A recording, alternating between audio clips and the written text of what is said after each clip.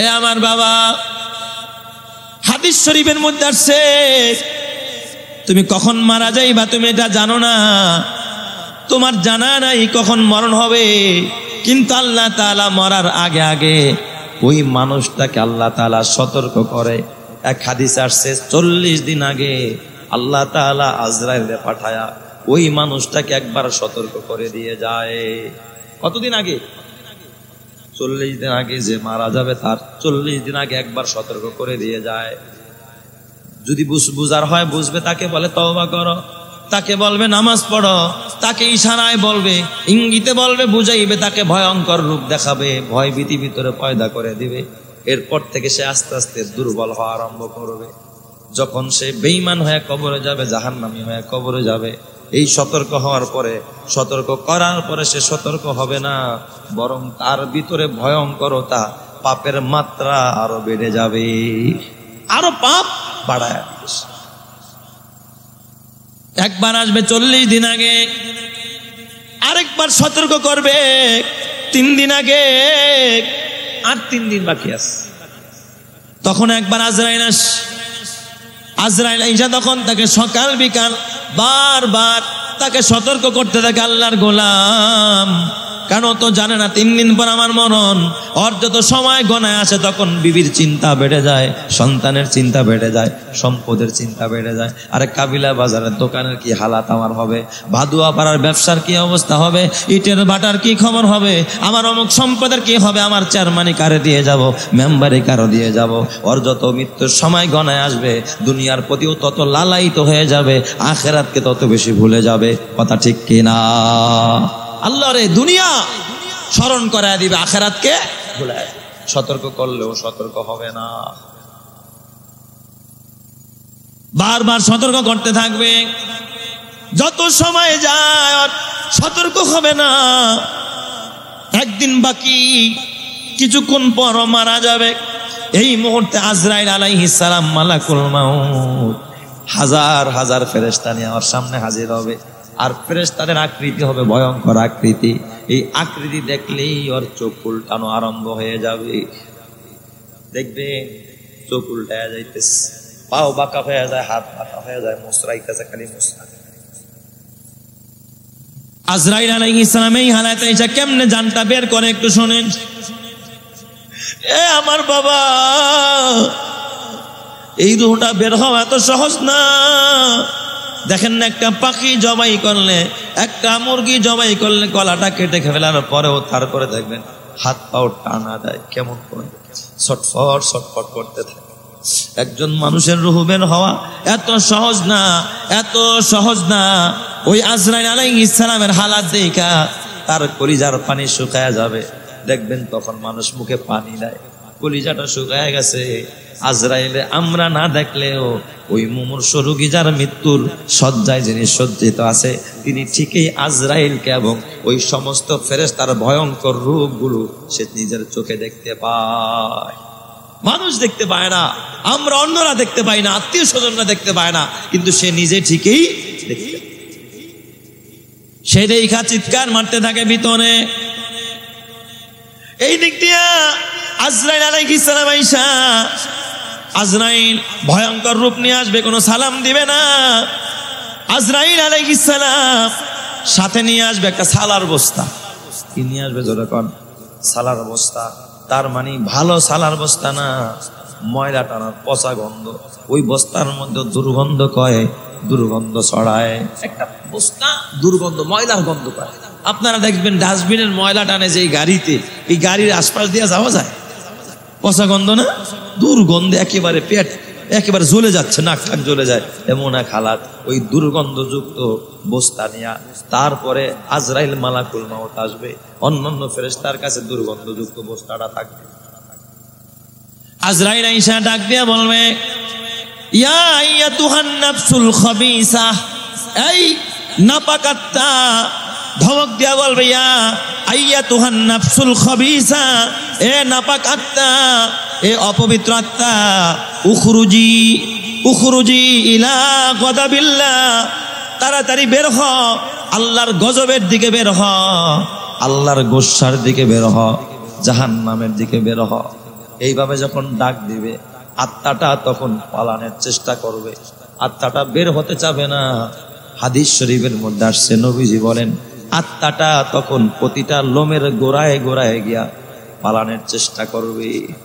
প্রতিটা লোমের গোড়ায় গোড়ায় গিয়ে কি করবে? আত্মাটা পালানোর চেষ্টা করবে, দেখি কোনো রাস্তা পাই কিনা। সব লোমের গোড়া দেখবেন, মানুষের ঘাম বের হয় কোন দিক দিয়া বলেন তো? লোমের গোড়া দিয়া। ও প্রত্যেকটা লোমের গোড়ায় গোড়ায় গিয়া পালানোর চেষ্টা করবে। আজরাইল আলাইহিস সালাম সাথ দিবে না। আজরাইল দেখবে আত্মা বের হতে চায় না, আত্মা খালি পালাইতে যায়, আত্মা খালি এদিকে পালায় ওদিকে পালায়, বের হতে চায় না। হাদিস শরীফের মধ্যে আজরাইল আলাইহিস সালাম তখন ওর পায়ের গোড়ালিটা একটু চাপ দিবে। কোন জায়গায় চাপ দিবে? হাদিসের মধ্যে আসছে পায়ের গোড়ালিতে চাপ। এই যে পায়ের যে গোছাট আছে গোড়ালির মধ্যে চাপ দিবে। একটা চাপ দেওয়ার কারণে মনে হবে, ওর কাছে মনে হয় যেন 7 আসমান 7 জমিন, পৃথিবীর যত পাহাড় পর্বত আছে সবগুলাই না ওর উপরে ফালায় দেওয়া আছে। এ বাবা, আসমান জমিন লৌহ কলম পাহাড় পর্বত সব যদি একটা মানুষের উপরে ফালাইলে যতটা কষ্ট হবে, আজরাইলের চাপ দেওয়ার কারণে ওর এতটা কষ্ট। মুখ আওড়ে যাবে, শরীর থেকে ঘাম বের হবে, শরীরে কম্পন আরম্ভ হয়ে যাবে, দেখবেন এরকম কাঁপতে থাকে, লাফাইতে থাকে, হাত লাফায়, পাও লাফায়। আজরাইল যখন একটা চাপ মারবে, আল্লাহর নবী বলে ওই সময় ওর হালাতটা কেমন হবে? এই জান কবজটা কতটা কষ্টের হবে। একটা জীবন্ত ছাগলের চামড়া জবাই দেওয়া ছাড়া, নিস্তেজ করা ছাড়া, জীবন্ত একটা ছাগলের চামড়া ছিললে এই ছাগলের যত কষ্ট হবে এর চাইতেও কোটি কোটি গুণ বেশি ওই বৎকারের আত্মা বের করার সময় তার কষ্ট হবে। আল্লাহ, তুমি ওই মরণের যন্ত্রণা, মৃত্যুর যন্ত্রণা থেকে তুমি আমাদেরকে হেফাজত করো। চিল্লায় বলি আমিন, আরো জোরে বলি আমিন। আরো বেশি যন্ত্রণা হবে এই আত্মা, পাপীর আত্মা বের করার সময়। ধমক দিয়ে আত্মাটা বের করে নিবে। আত্মা বের করার পর সব ফেরেশতারা দেখবে দুর্গন্ধ বের হয়ে গেছে।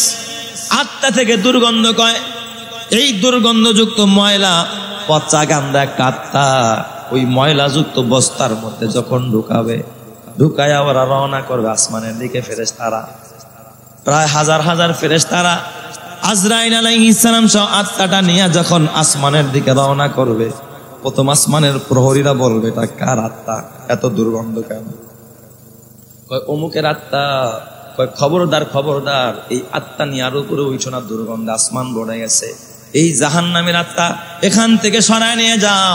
7 তবক জমিনের নিচে সিজ্জিন আছে, এই সিজ্জিনের ভিতরে তার আমলনামাটা ওখানে নিয়ে যাও, ওখানে নিয়ে তার আমলনামাটা সিজ্জিনের মধ্যে লেখায়া দাও। আল্লাহর কোরআন বলে ওয়া ইন্নাল ফুজ্জারা ওয়া ইন্না কিতাবাল ফুজ্জারা লাফি সিজ্জিন।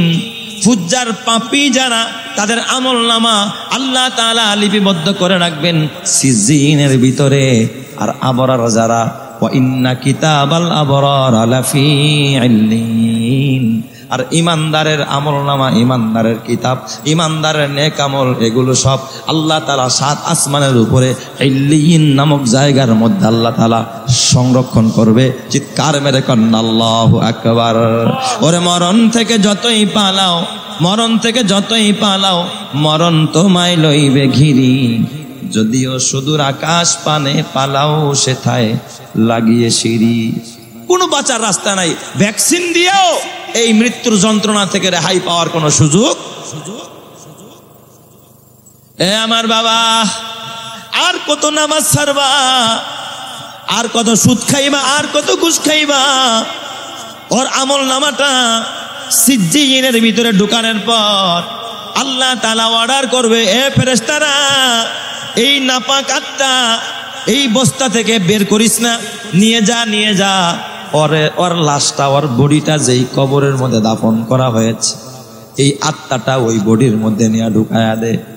এবার যখন ওই আত্মাটা সিজ্জিনের ভিতরে ওর আমলনামা ঢুকায়া দেওয়ার পরে আত্মাটাকে আলাদা করে যখন কবরের মধ্যে দেয় না, আবার ওই মৃত দেহের মধ্যে যখন ঢুকায়া দিবে, ঢুকায়া দেওয়ার পর আল্লাহ তাআলা ওরে জিন্দা বানায়া ওই জায়গার মধ্যে মুনকার নাকির ফেরেশতা পাঠায়া দিবে।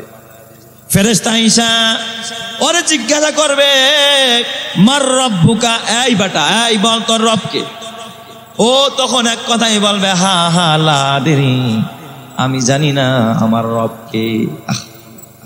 এই দুনিয়াতে রবের নিয়ামত ভোগ করে যারা রব চেনে না, যারা আল্লাহ চিনে না, বলেন তো এদের মতো নিমক হারাম, এদের মতো নাফরমান আর কেউ হতে পারে না। জিজ্ঞাসা করবে, আমা দিনুকা, তোর দিন কি, এই তোর ধর্ম কি বল। ও যদি ধর্মের কথা বলতে পারবে না, হা হা লা আদরি বলবে, ওমান হাদার রজুল, এই ব্যক্তিটাকে, আমার নবীজির দিকে ইশারা করে বলবে, এই ব্যক্তিটাকে, হা হা লা আদরি, কিছুই জানি না, হায় কিছুই জানি না। তখন আল্লাহ তাআলা অর্ডার করবে এই ফেরেশতাদেরকে, আফরিসুহু মিনান নার, এই বান্দার জন্য এই কবরের মধ্যে জাহান্নামের বিছানা বিছায়া দাও। 4 প্রকারের শাস্তি নগদ আরম্ভ হয়ে যাবে। আল্লাহ তাআলা বলবে, 1 নম্বরের আযাব, কবরের মধ্যে 1 নম্বরের আযাব, আফরিসুহু মিনান নার, এই কবরে জাহান্নামের আগুনের বিছানা, সাধারণ বিছানা না, জাহান্নামের আগুনের বিছানা বিছায়া দাও। জাহান্নামের আগুনের বিছানা বিছায়া দেওয়া হবে।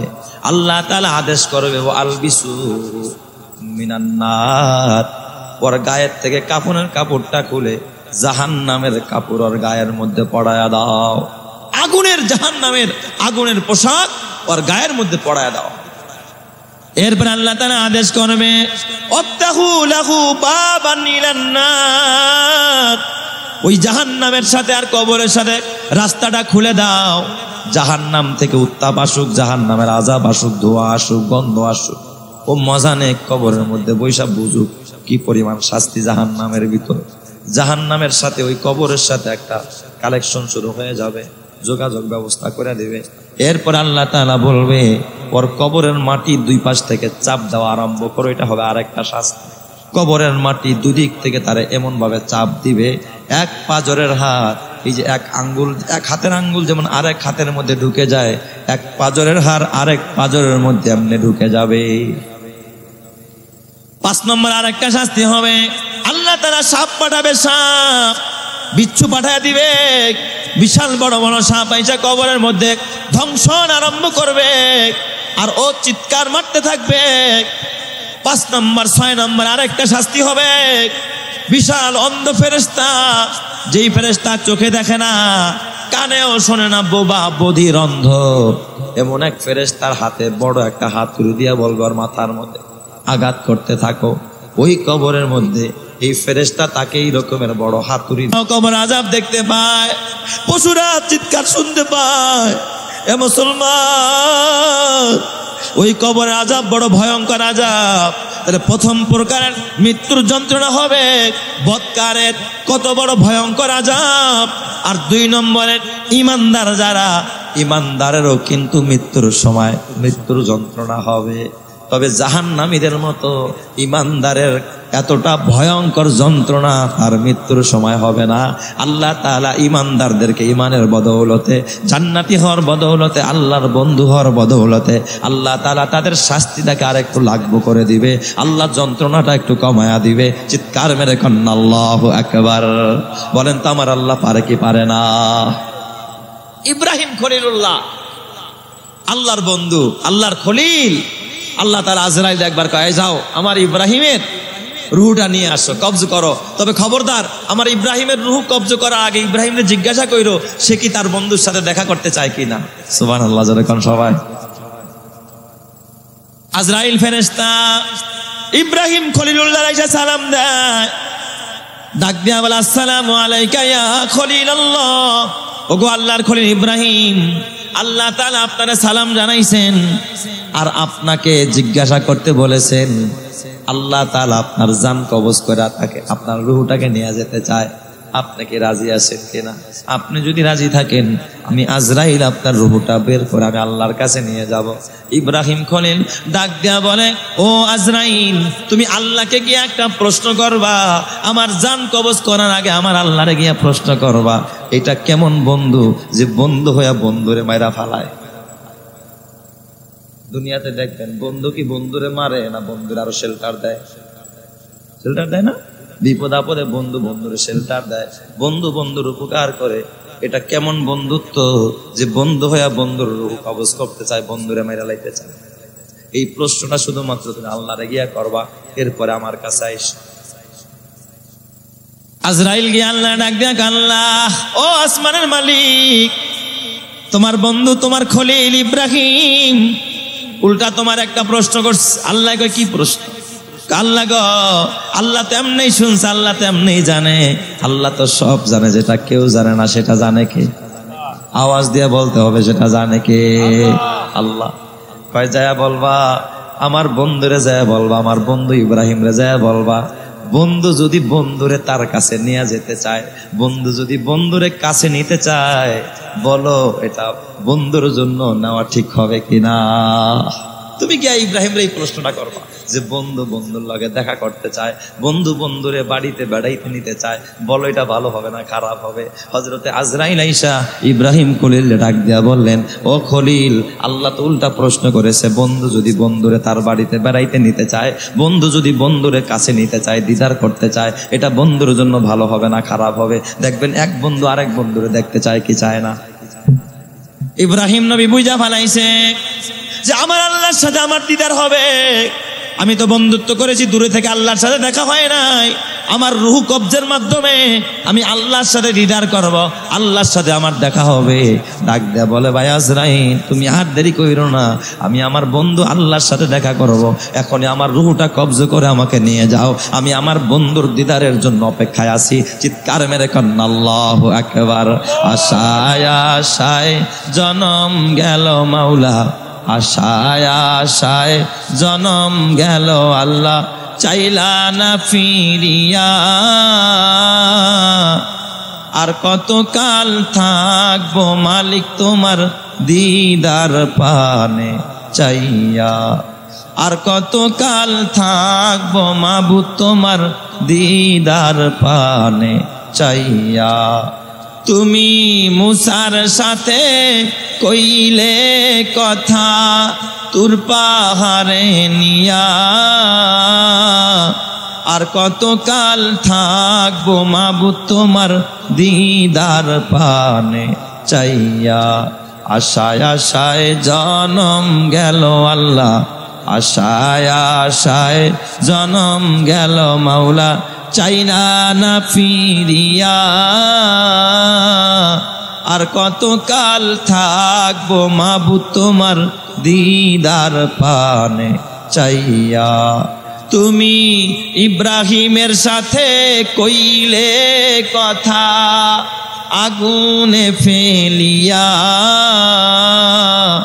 আর কত কাল থাকবো মালিক তোমার দিদার পানে চাইয়া, আর কত কাল থাকবো মাবুদ তোমার দিদার পানে চাইয়া। আল্লাহ, ওই তোমার দিদার আমাদের সবাইকে নসিব করো, জোরে কান আমিন। ইমানদারের জান যখন কবজ হবে, দুই প্রকার। দ্বিতীয় নম্বরের মৃত্যুর যন্ত্রণা। আল্লাহ তাআলার নবী বলেন, আজরাইল মালাকুল মাউত একা একা আসবে না, হাজার হাজার ফেরেশতাদের দল নিয়ে আসবে। কিন্তু এবার রহমতের ফেরেশতা, রহমতের রূপ ধরা সব ফেরেশতা নিয়ে আগমন করবে। ফেরেশতাদের শরীর থেকে সুগন্ধি বের হয়ে যাবে, তাদের সাথে থাকবে জান্নাতি রেশমি রুমাল। সুবহানাল্লাহ। জান্নাত থেকে রেশমের সাদা ধবধবে কাপড় নিয়ে আসবে, এর আত্মাটাকে বহন করে নেওয়ার জন্য। সুবহানাল্লাহ, জোরে কোন সবাই। জান্নাত থেকে সাদা রেশমি কাপড় নিয়ে ইমানদারের আত্মা কবজ করবে। আজরাইল আলাইহিস সালাম মালাকুল মাউত আইসা প্রথমেই তার সালাম দিবে, সালামুন আলাইকুম তিবতুম ফাদখুলুহা খালিদিন। সালাম দেয়া দিবে, এই আত্মা, এই বান্দাটা মুমূর্ষ রোগীটাকে সালাম দেবে, ইমানদারের জান দেখেন কেমনে কবজ হয়। ইমানদারের প্রথমে আজরাইল সালাম দিবে, সালাম দেওয়ার পর এই জন্য আল্লাহ তাআলা ইমানদার বান্দা যারা, ইমানদার বান্দি যারা, ওই যে 40 দিন আগে যখন আজরাইল সতর্ক করে, 3 দিন আগে যখন সতর্ক করে, ওর যত মৃত্যুর সময় গণায় আসে দেখবেন ও ভালো কাজ বেশি করা আরম্ভ করে দেয়, ও নেক কাজ বেশি আরম্ভ করে দেয়। এমন সময় হয় যে সেজদারত অবস্থায় ওর জান তার কবজ হয়ে যায়। চিৎকার মেরে কন্না আল্লাহু আকবার।